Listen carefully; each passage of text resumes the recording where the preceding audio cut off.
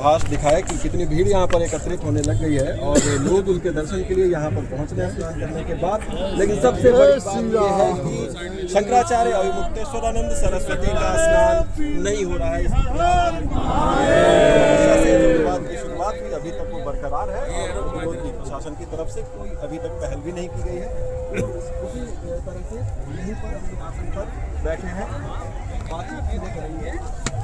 आज पृथ्वी का स्नान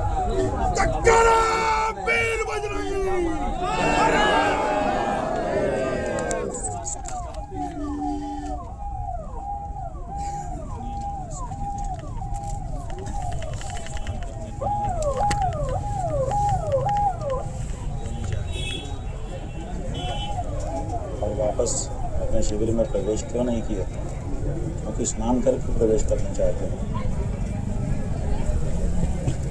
अब बीच में प्रशासन है, उन्होंने अपमानित किया, उन्होंने संतों ब्रह्मचारियों लड़कों पर अत्याचार किया। इसके बारे में सुधार करें, अब आगे बात है। आपकी तबीयत कैसी है? कहा जा रहा था कि अब आप कैंसर की वजह से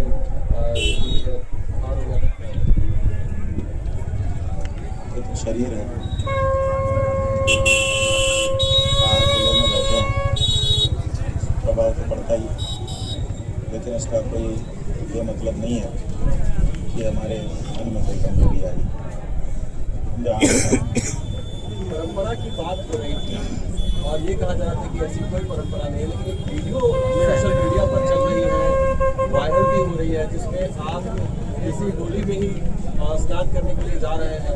क्या वो तस्वीर सही है, कब की है, उसके बारे में आप खुद ही पुष्टि कर दीजिए कि इस तरीके की परंपरा पहले रही और इसी बार रोका गया।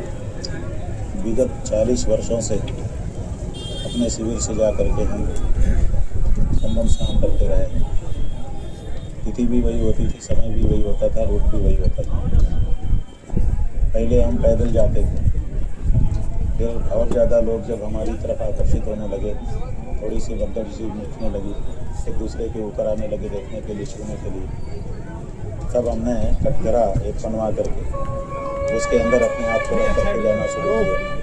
उसके भी वीडियो आप लोगों ने इंटरनेट पे आजकल रहता है, निकाल दिया। हमारे पास तो था नहीं, इसीलिए शुरू में हम दिखा नहीं पाए। और 2024 का जो माघ मेला हुआ था, अभी इससे पिछले वर्ष को मतलब उसके पहले माघ मेला, उस माघ मेले का वीडियो भी अभी लोगों ने निकाल करके सामने कर दिया है, जिसकी चर्चा आप कर रहे हैं। इसमें स्पष्ट दिखाई दे रहा है कि हम पालकी में बैठ करके काम करने के लिए जा रहे हैं। घुड़सवार पुलिस और दूसरे पुलिस हमारी रास्ता हमारा खाली करा रही है। और उसी संगम में हम गए, स्नान किया। जितने लोग इस समय हमारे साथ थे, इससे कम लोग 2094 में 2024 में नहीं थे, लेकिन कहीं कोई गड़बड़ नहीं हुई, कहीं कोई असुविधा नहीं हुई। हमने गए, जा करके स्नान किया और लौट के आए, से संपन्न हुआ। तो ये जो बात कही जा रही थी कि गड़बड़ मच जाती, ये केवल कल्पना थी, ये भी सिद्ध हो गए। वीडियो के आ जाने से ये जो कह रहे थे कि नई परंपरा स्थापित करने की कोशिश कर रहे थे, वो बात भी खंडित हो गई। तो सब झूठ प्रशासन का उजागर हो चुका है। अब वो करेंगे सरकार के पक्ष से, एक मुख्यमंत्री और एक मुख्यमंत्री दोनों बयानों में काफी अंतर है। मुख्यमंत्री के शब्द जो सनातन के ऐसे लोगों के प्रति उनका इतबार था, ये भी सबको उन्होंने इस्तेमाल किया। बाकी कृष्ण साहब ने एक बयान दिया कि आपसे उन्होंने एक तरीके से आग्रह किया है कि आप स्नान करें और जो भी दोषी पाया जाएगा उस पर कार्रवाई करेंगे, जाँच का भी आश्वासन वो दे रहे हैं। तो इन दोनों बयानों का आप किस तरीके से देखते हैं? ये भाजपा का अंतर्द्वंद्व है। भारतीय जनता पार्टी में कुछ लोग इसलिए जुड़े हैं कि ये हिंदू पार्टी है, वो हिंदू भावना रखते हैं, लेकिन जब हिंदू विरोधी कार्य किया जाता है उसी पार्टी के द्वारा, अब मन महसूस करके रह जाते हैं या फिर प्रकट करते हैं। अब आप देखिए, शंकराचार्य का अपमान करना, गांधी सन्यासियों ब्रह्मचारियों लड़कों पर लाठी बरसाना, उनको मारना, उनको अपशब्द का प्रयोग उनके लिए करना, ये सब क्या भारत की संस्कृति या भारतीय जनता पार्टी की जैसी पार्टी के लिए अनुरूप है? नहीं है। लेकिन ये सब हो रहा है। ऐसे में भाजपा में भी अंतर्द्वंद मचा हुआ है। सुनील बराला नाम के बड़े भाजपा नेता हैं, उन्होंने कहा है कि भाजपा में होने पर मुझे इस समय पीड़ा हो रही है कि मैं क्यों ऐसी पार्टी में हूँ जिस पार्टी के माध्यम से ये सब हो रहा है।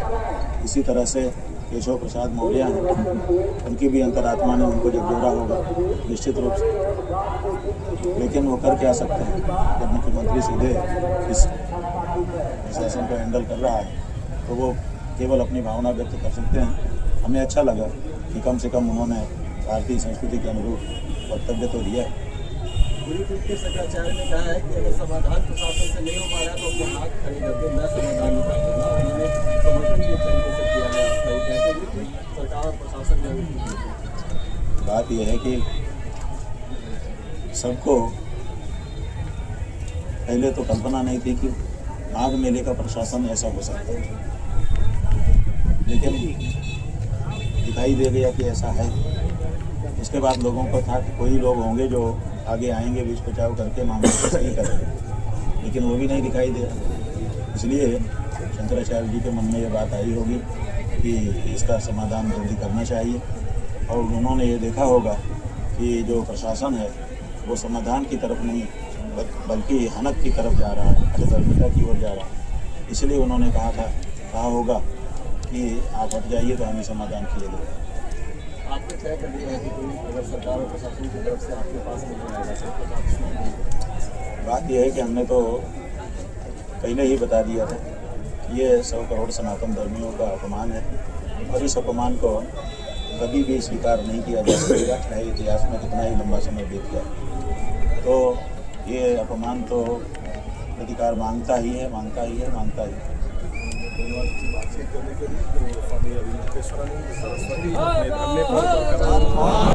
प्रयागराज से मैं बलाबल इसमें बढ़ता रहता है, लेकिन जो हमारा संकल्प है वो दृढ़ है, उसमें कोई कमी नहीं।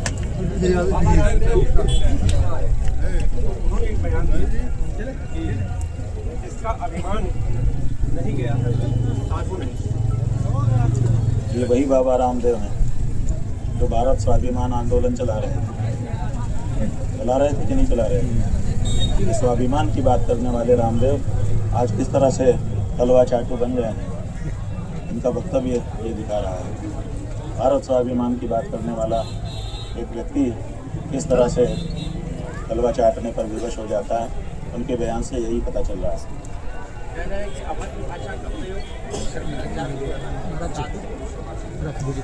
बात यह है कि आप भाषा पर जा रहे हैं, यहाँ मारपीट की जा रही है साधु संतों के साथ, यहाँ गालियाँ दी जा रही है साधु संतों को, यहाँ छोटे छोटे बच्चों के ऊपर प्रहार किया जा रहा है, यहाँ पर हिंदू धर्म में रहने से डराया जा रहा है कि तुम ये सब छोड़ो। आप अपनी भाषा की बात कर रहे हैं, और जहाँ तक अपशब्द की बात है वो हम लोगों ने कभी जीवन में नहीं बोला है, किसी को नहीं बोला है। आप साक्षी हैं नीतीश जी, आप साक्षी हैं। जब 2015 ईस्वी में पुलिस हमें मार रही थी, अभी हम ये नहीं कह रहे थे कि मारो, कह रहे थे मारिए। तो जिस व्यक्ति को भाषा का ज्ञान है वो कभी भी अपशब्दों का प्रयोग नहीं करता है, क्योंकि हम लोग ये मानते हैं व्याकरण शास्त्र के अनुसार कि सुशब्दों के साधु शब्दों के प्रयोग से धर्म होता है और अपशब्दों के प्रयोग से अधर्म होता है। लेकिन इसीलिए कभी भी अपशब्द बोलते ही नहीं हैं। आप हमारे ऊपर अपशब्द को बोलने का आरोप लगाएं, ये तो पराकाष्ठा है चापलूसी। क्षेत्र में कुछ लोग अलग प्रकार के एजेंडा लेकर चले, आप कौन सा एजेंडा लेकर? हमारा एजेंडा इस बार का ये था, इस बार हम 1.25 लाख शिवलिंग लेके आए थे कि हम यहाँ पर 1.25 लाख शिवलिंग प्रतिष्ठा करेंगे, लोगों को दर्शन कराएंगे और पूजा होगी। 1.25 लाख शिवलिंग, अभी तक भारत में कहीं भी एक साथ 1.25 लाख शिवलिंग रख करके किसी ने दर्शन नहीं कराया। तो वो काम हम करने वाले थे, हमारे शिवलिंग आ चुके थे, लेकिन प्रशासन ने हमको ये नहीं करने दिया, जिसके कारण सनातन धर्म जनता 1.25 लाख शिवलिंग के दर्शन से वंचित रह गई। आपने मंदिरों को तोड़ने को लेकर जो बयान दिया, योगी को लेकर इस तरह का बयान देना योगी को लेकर इस तरह का बयान देना ठीक नहीं है, ये वो कह रहे हैं। और योगी को मंदिर तोड़ना ठीक है, मूर्ति तोड़ना ठीक है। योगी के राज में मंदिर और मूर्तियां तोड़े जाएं दरवाजे से और मलबा बना के फेंका जाए, ये ठीक है? इसके बारे में कौन बोलेगा? हमारे रामदेव तो आर्य समाजी हैं, वो तो मंदिर और मूर्ति मानते नहीं हैं। हम तो आस्थावान सनातनी हैं, हम तो मंदिर और मूर्ति में आस्था रखते हैं, हमें तो पीड़ा होती है। तो आर्य समाजी को क्या पीड़ा होगी?